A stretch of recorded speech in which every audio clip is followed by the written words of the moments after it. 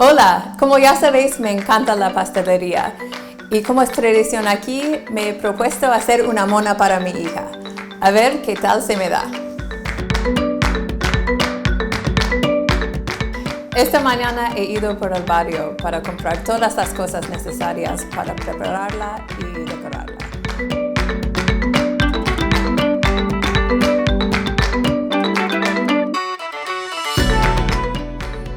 He aprendido que en una mona no pueden faltar las plumas, los pollitos y, por supuesto, un huevo de chocolate.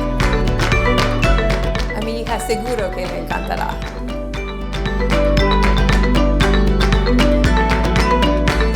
Ok, toca pasar a la acción.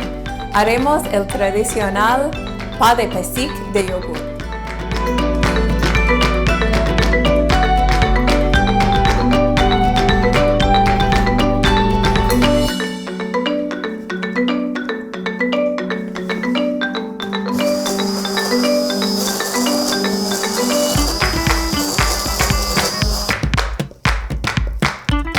Y ahora 25 minutos en el horno,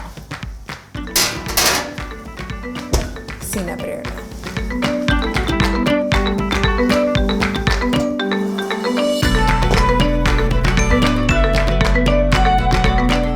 Y lo rellenamos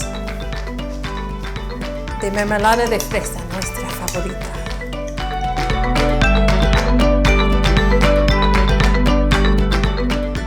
Y ahora la decoración. Y ahora la joya de la corona. Oh. Espero que le guste.